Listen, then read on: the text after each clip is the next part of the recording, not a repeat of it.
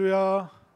오늘 예배 자리에 오신 모든 분들에게 말씀에 충만한 은혜가 넘칠 수 있게 되기를 바랍니다. 자, 사람이 살아가는 데 있어서 우리가 많은 가능성을 지닌 존재이지만 또 동시에 사람은 그 인간의 한계를 인정할 줄 알아야 됩니다. 사람이 사람인데 인간의 한계를 인정하지 않잖아요. 그럼 우리는 과대망상에 빠지거나 아니면 스스로를 과대평가해버릴 때가 있습니다. 자, 과대망상, 과대평가에 빠지면 어떻게 될까요? 무리를 하게 됩니다. 그리고 스스로를 과장하게 되고 무리수를 두게 됩니다. 과대평가 그리고 과대망상이 뭘까요? 내가 없는데 있는 척을 자꾸 하는 거죠. 내가 할 수 없는데 할 수 있다고 생각하고 안 했는데 자꾸 했다고 이야기를 합니다. 요즘에 SNS라든가 그럼 카톡 푸사 보면 어떻습니까? 뒤에 푸른 바다 배경으로 선글라스 끼고 모히또 이렇게 들고 몰디브인가요? 뭘 들고 있죠? 하여튼 그거 들고 다 이렇게 사진 찍어서 이렇게 올리는 사람들이 참 많습니다. 자, 그 사람들이 다는 아니겠지만 부자일까요? 부자 행세를 하는 걸까요? 부자는 아닌데 부자처럼 보이기 위해서 스스로를 과대평가하고 그러다 보면 돈을 무리해서 끌어다 쓰고 그러다 보면 과장되고 거짓된 모습. 그럼 시간이 지나면 어떻게 될까요? 불안하고 염려가 생기고 두려움에 빠지게 되는 것입니다. 이러다 보니까 이게 인간의 기본적인 본성입니다. 없는데 자꾸 이제 과장을 합니다. 대단한 존재가 아닌데 자꾸 사람들이 나를 대단한 존재로 여겨줬으면 좋겠다. 그런데 이런 사고 방식은 인간이 만들고 있는 그 과학과 철학, 그러니까 인간의 이성이 개입된 모든 문화와 영역 속에는 인간이 스스로를 과대평가하고 과장하는 문화가 늘 있습니다. 그런데 이것은 사실 어디서부터 시작됐냐면 바로 에덴 동산에서부터 스스로를 과대평가하는 그 문화가 생겼습니다. 사탄이 에덴 동산에서 하와를 유혹할 때 저 선악과 맛있다 그 설명을 한 게 아닙니다. 이제 선악과를 먹으면 네가 눈이 밝아져 누구처럼 된다? 너 하나님처럼 된다. 하나님처럼 모든 것을 알 수 있게 되고 또 저 과일 먹으면 하나님과 같은 그런 존재가 탁월한 존재가 될 수 있다. 한번 생각해 보십시오. 우리가 과일 하나 먹는다고 하나님처럼 과연 될 수 있을까요? 그런데 이 사탄은 하와의 마음속에 그런 과대망상, 과대평가 그런 마음을 불어넣어 주면서 엉뚱한 행동을 하게 만들었습니다. 그리고 그 이후에 사람들이 뭘 만들었습니까? 바벨탑을 만들었습니다. 바벨탑을 만든 이유가 뭘까요? 우리가 하늘에 닿아보자. 우리가 하나님과 겨루어서 이겨먹어보자. 우리가 언제까지 그 하나님의 명령에 그렇게 속박되어서 살겠냐? 우리가 하늘에 닿으면 우리가 하나님과 겨루어 볼 수 있지 않겠느냐? 인간 스스로 과대평가 그리고 과대망상에 빠져서 무리를 하게 되죠. 과장을 하게 되죠. 무리수를 두게 되죠. 그렇기 때문에 우리가 스스로 이렇게 잘 보이고 싶다. 그걸 넘어서 스스로를 오만하게 잘못 생각하게 되는 그 문화가 에덴에서부터 바벨탑에서부터 또 우리들 속에 그 열등감을 포장하기 위한 스스로를 과장하는 그런 모습들이 우리들 삶 속에 구석구석에 다 스며 있는 것입니다. 그런데 이렇게 인간이 스스로 자신의 존재를 과대평가하다 보면 어디까지 가냐면 질서를 파괴합니다. 그 질서를 파괴하고 인간 스스로 새로운 질서를 만들어보자. 오늘날 그게 어디서 가장 극명하게 드러나냐면 바로 남성과 여성도 내가 결정할 수 있다. 그러니까 인간이 가지고 있는 이 과대평가는 사람은 대단한 존재야. 네가 그런 생각 갖고 있어? 네 생각이 맞아. 나는 이런 생각 갖고 있어. 그러니까 우리가 서로의 생각을 맞다고 인정해주고 우리 모두가 다 옳은 생각을 갖고 있고 사람의 모든 생각은 다 좋은 거로 우리가 해버리자. 그러니까 그 질서를 파괴하고 인간의 이상이 새로운 질서를 만드는데 결국 남성과 여성도 내가 선택하고, 남성과 여성 이거 말고 제3의 성, 제3의 새로운 젠더, 성을 만들어서 뭐 이런 성이라고 우리가 붙이자. 이런 식으로 계속 인간의 과대평가는 죄된 길로, 하나님이 원치 않는 질서를 자꾸 파괴하는 모습으로 가고 있습니다. 그러니까 인간의 한계를 인정하지 않을 때 결국 우리의 삶의 모든 근본이 흔들리게 되고 결국 우리는 스스로 위험을 자초하는 그런 일을 하게 되는 것입니다. 그런 차원에서 잠언 8장 후반절 22절부터 36절까지는 창조주 하나님의 지혜, 그 하나님의 그 지혜는 우리를 질서 있게 만들어준다. 그리고 그 하나님의 그 지혜의 질서 안에서 살아갈 때 우리는 은혜와 감사와 기쁨이 넘치는 그 삶을 살아갈 수 있다. 오늘 잠언은 그것을 힘주어 말하고 있는 것입니다. 그래서 하나님의 질서를 파괴하는 것은 어리석은 것이요, 하나님의 질서를 따라가는 그 지혜를 붙잡는 것은 참으로 아름답고 기쁨이 넘치는 삶이다. 그렇게 설명을 하고 있는데, 자, 우리 22절부터 한 절씩 좀 살펴보도록 하겠습니다. 자, 오늘 본문 22절 말씀 읽습니다. 시작. 여호와께서 그 조화의 시작 곧 태초에 일하시기 전에 나를 가지셨으며. 자, 지혜가 자기 자신을 의인화시키고 있습니다. 자, 이 의인화시킨다는 게 뭘까요?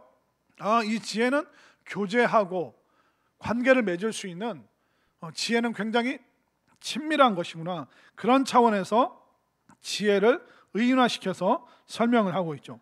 자, 그런데 여호와께서 그 조화의 시작, 이 조화의 시작은 뭐냐면 창조를 말하고 있습니다.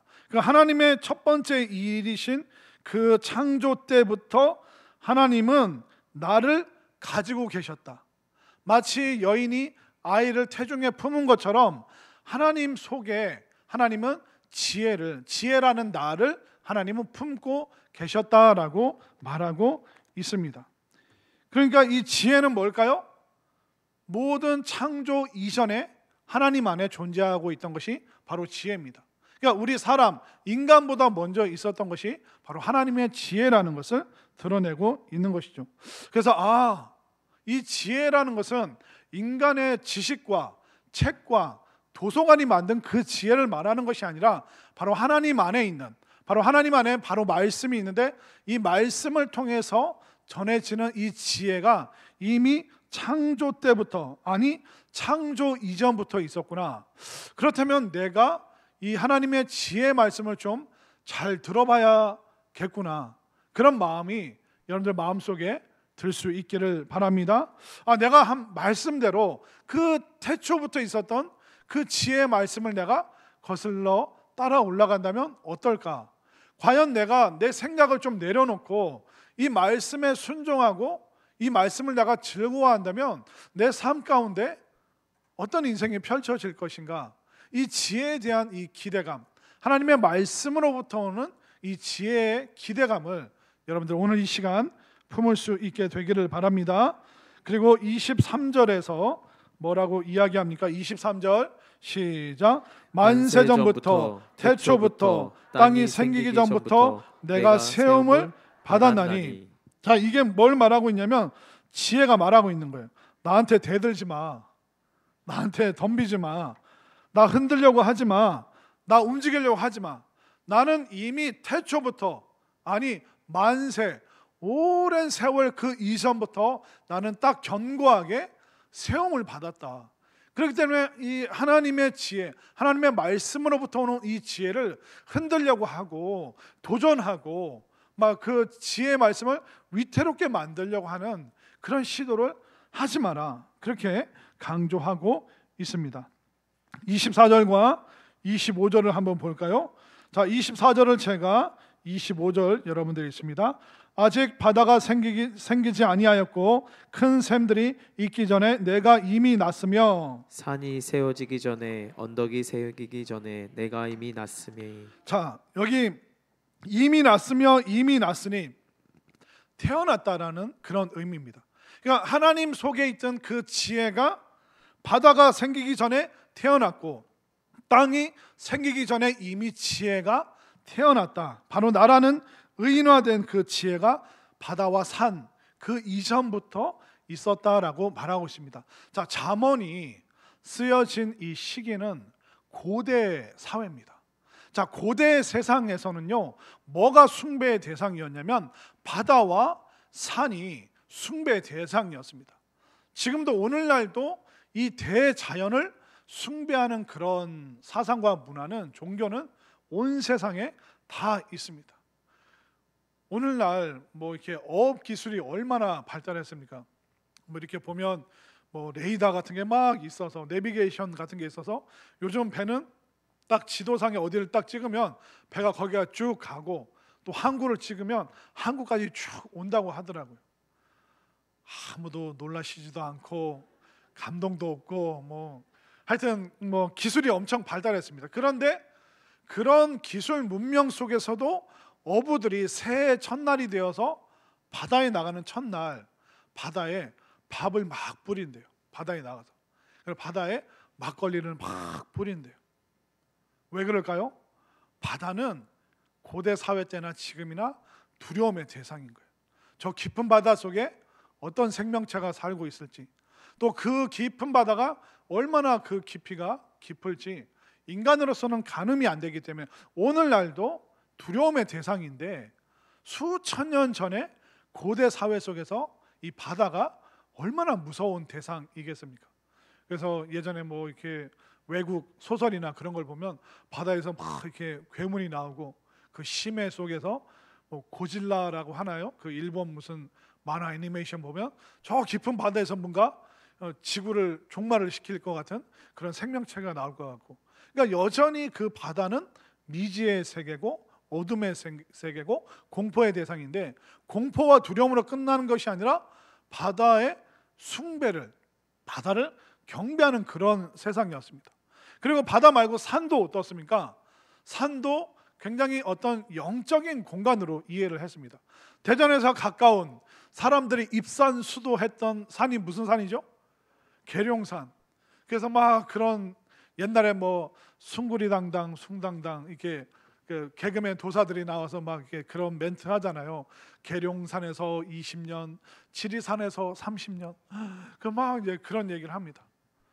그러니까 고대 사회에는 산은 위험한 장소일 뿐만 아니라 영적인 공간이었고, 구름이 안개가 쫙 깔려 있으면 뭔가 신령한 기운이 느껴지고, 그래서 고대 사회에서는 바다와 산이 숭배의 대상이었습니다. 근데 오늘 잠언은 뭐라고 말하고 있습니까? 바다와 산이 생기기 이전에 뭐가 있었습니까? 바로 지혜, 하나님의 지혜가 있었다. 하나님의 지혜로 산과 바다가 만들어졌는데, 왜 사람들은 이 대자연을 숭배의 대상으로 삼는가? 바로 지혜로 세상을, 바다와 산을 만드신 그 하나님을 숭배해야지, 겨우 지혜 이후에 생겨난 바다와 산을 왜 숭배하는가? 이것이 우상 숭배가 얼마나 어리석은 일인가? 바다와 산 두려우냐? 그보다 더 대단한 것이 바로 지혜고, 그 지혜를 품고 계신 그 하나님이 얼마나 위대하고 놀라우신 존재인데, 왜 우리는 바다와 산을 숭배하고 있는가? 그러니까 고대 사회의 엄청난 충격과 도전과 또 세계관을 뒤엎는 그 메시지가 이미 하나님 말씀 성경 안에, 또 잠언 8장 후반절에 이 세계관을 완전히 뒤바꿔 놓는 그 말씀들을 지혜를 통해서 계속 던져주고 계시는 것이죠. 그렇기 때문에 대자연, 사람들이 숭배하는 대자연보다 더 귀한 게 뭡니까? 바로 하나님의 지혜, 바로 하나님의 말씀으로 창조하시기에 이 피조물은 바로 하나님의 말씀, 그 지혜를 숭배해야 된다, 경배해야 된다. 여러분들에게도 이 믿음이 생길 수 있게 되기를 바랍니다. 자, 26절 말씀을 볼까요? 자, 26절 말씀 읽습니다. 시작. 하나님이 아직 땅도 들도 세상 진토의 근원도 짓지 아니하셨을 때라. 그러니까 지혜는 언제부터 있었느냐?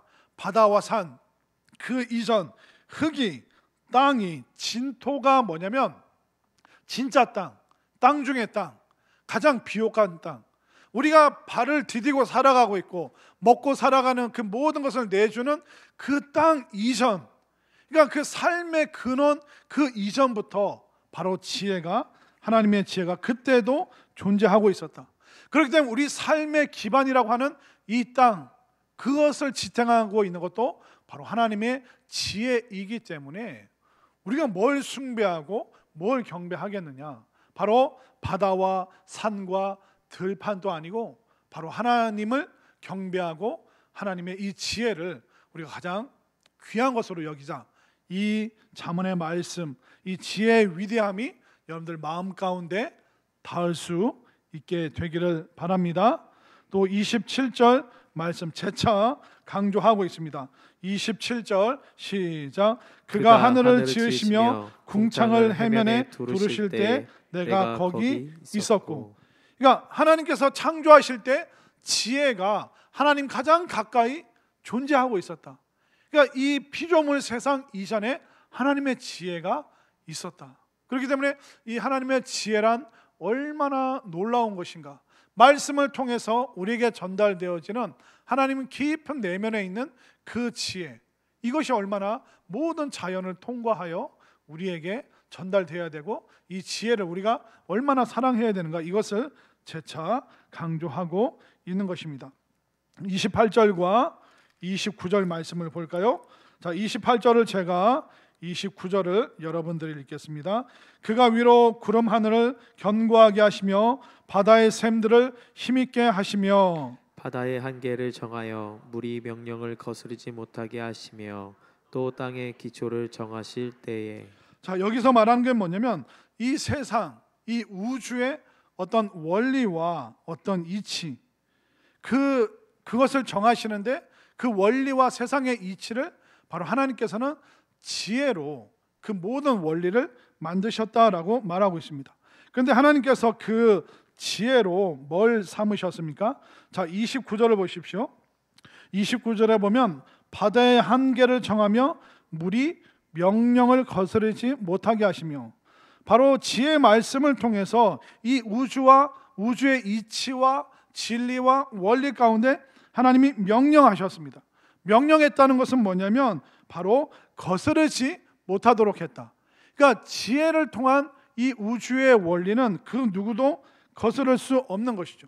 그런데 만약 사람이 하나님이 정해놓으신 질서, 원리, 이치, 이게 너무 답답하다, 그렇게 생각하기 시작하면 그 사람은 하나님의 지혜를 받아들일 수 없고 또 하나님의 지혜를 체험할 수도 없습니다. 그런데 만약 우리가 하나님이 지혜를 통하여 우리에게 명령하시고 말씀을 통해서 우리에게 명령하시고 그 말씀을 우리가 거스르지 않고 그 말씀을 붙잡고 내가 어떻게 해서든 그 말씀의 원리를 통하여 내가 은혜를 받겠다, 또 내가 말씀에 순종하겠다, 그 명령을 따라가겠다 하면 뭐가 생길까요?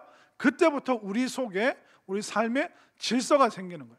근데 말씀을 들을 때마다 계속 마음으로 말씀에 대항하고 저거는 순종하고 싶지 않아, 저거는 그냥 따르고 싶지 않아, 그래 성경이 그렇게 말하는 건 알겠는데 내 입장과 달라, 계속 그런 식으로 우리가 말씀에 대해서 답답하게 여기고 신앙의 영역에 대해서 자꾸 벗어나고 싶고, 우리가 그렇게 되면 어떻게 될까요? 삶의 질서가 다 무너지는 거예요.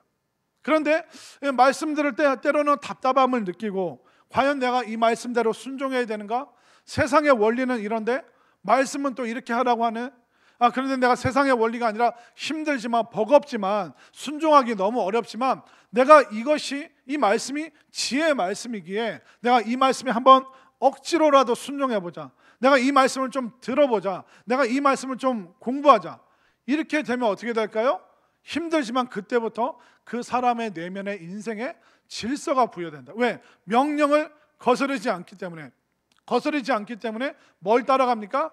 질서를 따라가고 순리를 따라가고 하나님이 만드신 원리와 이치, 그것을 계속 따라가기 때문에 그 삶의 선순환의 질서가 생기는 것이죠. 만약 여러분들이 대전에서 부산 가는데 고속도로를 쫙 타고 가는데 역방향으로 여러분들 저 반대편 차선으로 막 달린다고 생각해 보십시오. 그럼 여러분들 어떻게 해야 됩니까? 카레이서가 돼야 돼요. 왜? 저 차들이 미쳤나? 왜 나한테 달려들지? 지금 누가 질서를 어그러뜨리고 있어요? 내가 그걸 어그러뜨리고 있잖아요. 근데 빨리 정신 차리고 다 같이 움직이는 그 질서에 들어가면 어떻습니까? 순식간에 우리는 원하는 목적지, 다시 질서가 재편돼서 안전해지고 더 신속하게 좋은 삶을 살 수가 있는 것이죠. 그렇기 때문에 여러분들이 자꾸 교회 와서 예배 드리고 말씀 듣고 신앙 생활 하는데 자꾸 답답함과 저 그냥 거슬러 올라가고 싶다. 여러분들이 연어가 아니에요. 여러분들은 사람이에요. 연어가 아닌데 왜 자꾸 물길을 거슬러 올라가려고 합니까? 그러니까 자꾸 그런 마음이 든다면 자꾸 기도하세요. 하나님의 그 원리와 이치와 순리와 질서에 내가 들어가기를 원합니다. 내 본성이 하나님, 내 죄성이 말씀과 예배를 따라가지 않으려고 하는데 하나님 내 마음을 붙잡아 주시고 나에게 지혜로운 영을 부어 주셔서 하나님의 그 질서를 따라가 질서가 새로 생겨나는 그런 인생 되기 원합니다. 이것이 여러분들의 기도 제목이 되기를 바랍니다. 질서에 들어가잖아요. 그럼 하나님의 이끄심을 받을 수가 있는 놀라운 축복이 여러분들 앞에 놓여 있음을 믿으시기를 바랍니다. 자, 그다음 30절 말씀으로 가보겠습니다. 30절 말씀 함께 읽겠습니다. 시작. 내가 그 곁에 있어서 창조자가 되어 날마다 그의 기뻐하신 바가 되었으며 항상 그 앞에서 즐거워하였으며. 자, 내가 그 곁에 있어서 창조자가 되어, 이 창조자 원어는 건축가라는 뜻입니다. 그러니까 하나님께서 창조자이시고 지혜는 뭡니까? 건축가가 되어서. 자, 창조주 하나님께서 말씀하시면 지혜는 일을 하는 거예요. 이게 막 그 레고 블록 쌓듯이 이 우주의 원리와 이치를 이 지혜가 막 세워 만들어 가는 겁니다. 저희 아들이 어렸을 때 이게 블록 쌓는 거를 되게 재밌어했습니다. 처음에는 이게 단순한 거 하다가 점점 어려운 거 하다가 레고 이렇게 막 만들고. 근데 한 3살 4살 이렇게만 하는데 그걸 다 이렇게 한 3개 4개 이렇게 쌓아서 다 아빠 하고 가지고 오는 거예요. 울면서 가지고 올까요? 아니면 그 막 자랑스럽게 가지고 올까요? 한 3개 4개 쌓았는데 자랑스럽게 가져오는 거예요. 그럼 저는 어떨까요? 야, 이거밖에 못 쌓아? 야, 10층 쌓아. 야, 4층은 너무 그랬을까요? 아니면 잘했다고 막 칭찬했을까요? 아유, 잘했다고 칭찬하니까 5개도 쌓고 6개도 쌓고 막 더 복잡한 것도 계속 쌓아서 오더라고요.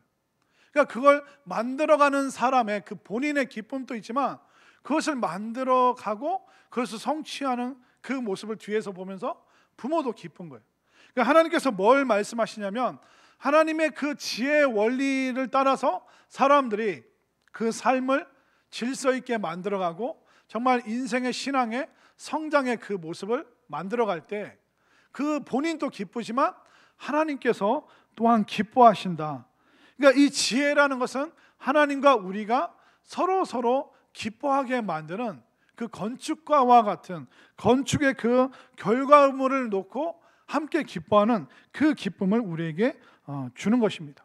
그렇기 때문에 우리가 지혜롭게 살아갈 때, 지혜라는 질서 안에서 살아갈 때 하나님께서 기뻐하시고 또 우리도 그것을 기뻐하고 또 우리가 주변 사람들이 또 하나님의 그 지혜 안에서 살아가면서 구원받는 그런 지혜, 또 서로 사랑하고 섬기는 그런 지혜의 모습, 또 인생의 그 풍성함을 누리고 또 사람들과 막 나누고 선교 지혜 베풀고 그런 생각들이, 결단들이, 그 지혜로운 마음들, 우리가 선교지를 어떻게 도울 수 있을까, 우리가 작은 교회를 어떻게 섬길 수 있을까, 그런 생각 속에서 수많은 하나님이 주시는 그 지혜를 가지고 우리가 이야기하고 간증하고 선언하고 선포하면 어떻게 될까요?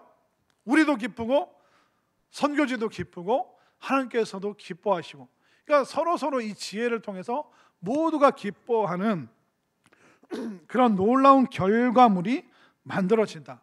이 결과물은 바로 하나님의 지혜를 우리가 붙잡을 때, 그 지혜로 우리가 건축가처럼 처음에는 부족하지만 조금씩 그것을 쌓아갈 때 우리 모두가, 인류가 또 하나님께서 기뻐하시는 그 기쁨이 지혜의 질서를 통해서 나오기 때문에, 하나님의 그 말씀 안에서 지혜가 나오기 때문에 이 지혜의 말씀은 여러분들이 꽉 붙잡을 수 있게 되기를 바랍니다. 자, 그리고 그러면 그 기쁨과 즐거움이 어디서 체험되어지는가? 31절 말씀 읽겠습니다. 시작. 사람이 거처할 땅에서 즐거워하며 인자들을 기뻐하였느니라.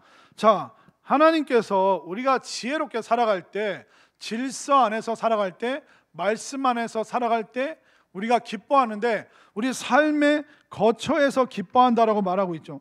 이 말은 뭐냐면 우리가 발붙이고 있는 이 땅에서, 그러니까 우리가 누릴 수 있는 기쁨은 저 하늘나라, 천국, 죽어서 그때만 느끼는 것이 아니라 하나님께서 주시는 그 지혜의 기쁨은 우리가 발을 딛고 살아가고 있는 이 일상, 우리 삶의 바운더리, 우리의 가정과 일터와 교회와 또 사람들과 교제하는 이 땅에서 하나님께서 우리에게 기쁨을 주신다는 것을 믿으시기를 바랍니다. 근데 이 기쁨이 어디서 올까요? 질서를 파괴하는 데서, 거기서 오지 않습니다.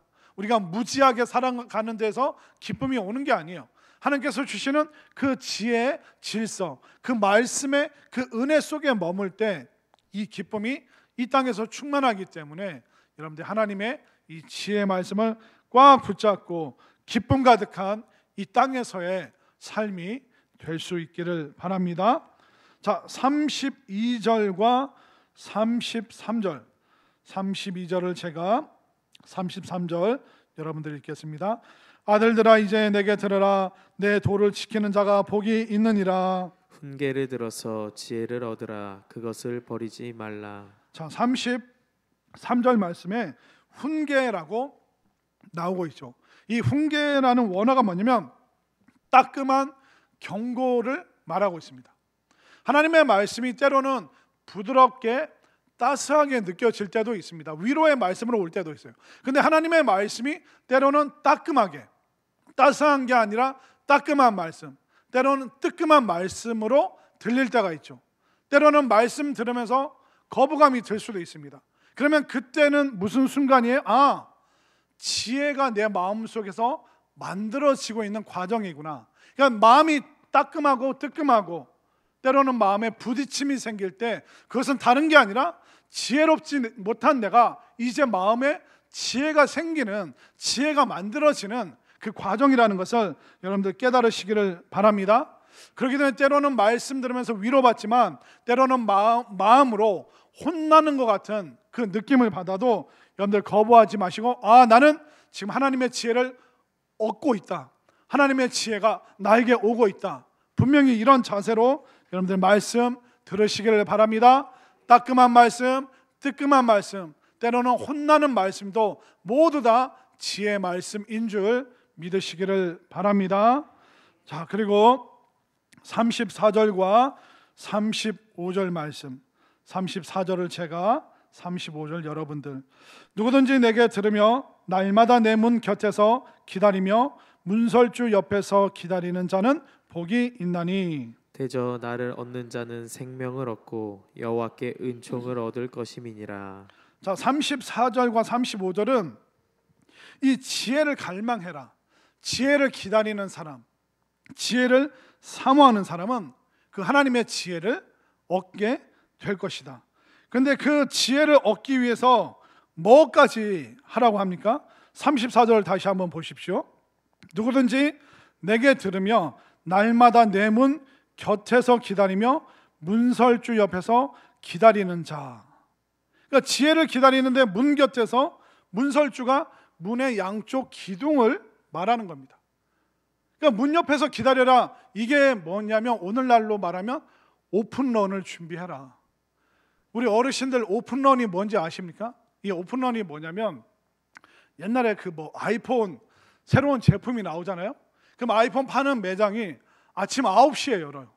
근데 어떤 사람이 한국에서 첫 출시되는 이 아이폰 시리즈 이거 내가 1등으로 사야 돼, 9시에 오픈이야? 그러면 새벽 몇 시부터 가서 기다리는지 아세요? 새벽 2시, 3시부터 그 아이폰 매장 문 앞에서 다 기다리는 거예요. 너무 추우니까 이렇게 천막 텐트도 치고 막 이렇게 오돌오돌 떨면서 내가 1등으로 사야 돼, 내가 대한민국에서 최초로 사야 돼, 문 열리기만 해봐, 그럼 내가 가장 먼저 빨리 달려 들어갈 거야. 문 열리자마자 뛰어 들어가는 사람들을 오픈런 한다고 이야기를 합니다. 핸드폰 매장만 그러나요? 또 유명 여행지가 하면 맛집들이 있잖아요. 맛집들이 점심에 11시 반부터 합니다. 그럼 한국 사람들은 몇 시부터 서는지 아세요? 아침 8시부터. 아침 먹고 나서 점심 맛집을 8시부터 기다리는 거예요. 야, 3시간 반만, 야 친구야, 3시간 반만 기다리면 우리가 이 맛집 1등으로 들어와서 사진 찍고 제일 먼저 이 음식을, 이 파스타를 맛볼 수 있어. 야, 우리가 한국 사람 아니냐? 8시부터 기다리자. 8시에 갔더니 앞에 벌써 4팀이 있어요. 이게 한국 사람이에요. 그러면서 막 음식 시키고 막 사진 찍고 와 막. 그러니까 이 문 열기 전에, 오픈하기 전에 이미 달려가서 기다리는 거, 문 앞에 서서 기다리는 걸 오픈런이라고 합니다. 대전에서도 오픈런으로 유명한 어디라고요? 성심당. 성심당 빵. 대전 사람은 맛볼 수 없다는 그 성심당 빵. 아내랑 어디 신방 갔다 그 앞으로, 그 대형동 앞으로 이렇게 오는데 사람들이 여름에 노란 우산을 쓰고 줄을 쫙 서 있는 거예요. 이렇게 빨간불에 걸려서 좀 뭐 하는 사람들이야? 봤더니 아마 성심당 사장님이 나눠준 것 같아요. 여름에 더운데 우산 쓰고 기다리라고. 근데 최근에 제가 또 어떤 목사님들 듣기로는 아침에 성심당 그 앞으로 8시에 지나가는데 줄이 뺑뺑 돌아서 지하 상가까지 들어가 있더래요. 이게 대전 사람들이에요? 아니면 외지 사람들이에요? 외지 사람들 때문에 대전 사람들은 맛볼 수 없는 성심당빵. 그럼 8시에 오픈하는데 도대체 그분들 몇 시부터 기다리는 거예요? 새벽 5시부터 기다리는 거죠. 빵집 열기만 해봐. 그 시루 케이크인가 망고 시루인가 내가 반드시 1등으로 내가 그걸 받아내리라. 그러니까 오늘 잠언이 뭘 얘기하고 있습니까? 네가 시루 케이크를 기다리는 것처럼, 맛집 가서 사진 찍고 싶어 하는 것처럼, 그리고 아이폰 1등으로 사고 싶어 하는 것처럼 그 마음 가지고 네가 지혜라는 그 문 앞에서 기다려라. 그러니까 이번 주일날 첫 예배가 9시입니다. 9시 일부 예배 드리신 분들 몇 시부터 교회 문 앞에 있어야 돼요? 4시, 3시부터 오시기를 바랍니다. 아니 왜 아멘은 안 하고 웃기만 하십니까? 아니 아이폰 매장은, 맛집은 그렇게 여기 대전 사람들이구나. 줄 안 서죠 우리는. 그러니까 이 정도 그러니까 지혜가 얼마나 귀하고 얼마나 소중하면 오픈런 해라. 이게 오픈런이 이미 잠언 말씀에 있는 거예요. 문 곁에서 문설조를 꽉 붙잡고 지혜를 만나기를, 지혜가 문을 열면 가장 1번으로 들어가려고 해야 된다. 그러니까 이 지혜의 말씀, 이 예배, 여러분들 은혜 받을 수 있는 이 자리로 오픈런 할 수 있게 되기를 바랍니다. 방금 우리 박찬호 목사님이 광고하셨잖아요. 3월 달부터 화요일 10시, 목요일 오전 10시 마더와이즈, 저녁 7시 또 신약 성경 공부, 또 토요일 날 또 성경 공부가 또 있습니다. 여러분들 이 시간에 오픈런 하시길 바랍니다. 아직도 신청 안 하신 분들 빨리 회개하고 밖에 나가서 핑크색 종이에다 여러분들 빨리 이름을 써서 제출하시길 바랍니다. 아니 그 정도 열정이 있어야지 지혜가 우리에게 들어오고, 그 지혜로 말미암아 질서가 생기고, 그 지혜를 따라가면 하나님께서 주시는 기쁨, 그 풍성한 그 모든 자원이, 인생의 그 풍성함이 하나님의 지혜 속에 있기 때문에, 하나님의 말씀 속에 있기 때문에 여러분들이 이 말씀 앞으로 오픈런 할 수 있게 되기를 바랍니다. 말씀 앞으로 안 오는 사람들은 뭐예요? 스스로에 대한 과대평가, 과대망상이 있는 거예요. 나 옛날에 다 배웠어. 성경 나 다 알아. 나 읽으면 목사님이 제목만 써놔도 난 그날 설교 쫙 훑을 수 있어. 내 머릿속에 이미 있어. 그러는 분들도 스스로 과대평가하지 마시고 겸손하게 우리의 한계를 인정하고 말씀 앞으로 오픈런하는 여러분들 될 수 있기를 바랍니다. 제가 3월달 그 성경 공부 개강할 때 맨 앞에서 체크할 거예요. 혹시 텐트 들고 아침부터 오신 분들은 제가 성심당 빵 사 먹을 수 있는 노란 우산을 하나씩 드리도록, 여름에 가서 쓸 수 있는 우산을 드리도록 하겠습니다. 여러분들 정말 이 말씀 앞으로 여러분들 기대감과 설레임, 기다리는 마음으로 달려올 수 있게 되기를 바랍니다. 근데 만약 이 지혜의 말씀으로 오픈런 하지 않는다, 어떻게 될까요? 마지막 36절 말씀을 보겠습니다. 읽겠습니다. 시작. 그러나 나를 잃는 자는 자기의 영혼을 해하는 자니라. 나를 미워하는 자는 사망을 사랑하느니라. 지혜를 잃어버리는 것이, 지혜를 우습게 여기는 것이, 하나님의 말씀에 대항하는 것이 얼마나 무서운 일인가. 지혜를 잃어버리고 지혜를 미워하면 사망이, 죽음이 그에게 임한다. 사망이라는 것은 사고처럼 오기도 하지만 사망이라는 것은 서서히 죽여가기도 하는 것입니다.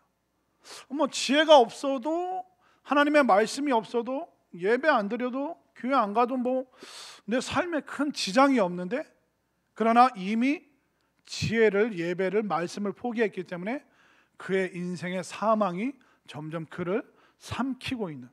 근데 이게 서서히 오다 보니까 이미 내성이 생겨서 사망이, 죽음이 오는지, 영적인 죽음이 오는지 우리가 모르는 그런 상태가 되어버리는 것, 이게 가장 무섭고 위험한 일이다라고 오늘 성경은 말하고 있습니다. 우리들 중에 예배하고 또 온라인으로 예배드리는 우리들 중에는 이 지혜를 버리고 미워하는 것이 아니라 지혜를 사랑하고 지혜를 가까이, 이 지혜의 말씀을 가장 먼저 이 말씀을 흡수하기 위해서 열정적으로 달려오는 우리 모두가 될 줄로 믿습니다. 그렇기 때문에 하나님의 지혜는 우리 모두보다 뛰어난 줄 믿으시길 바랍니다.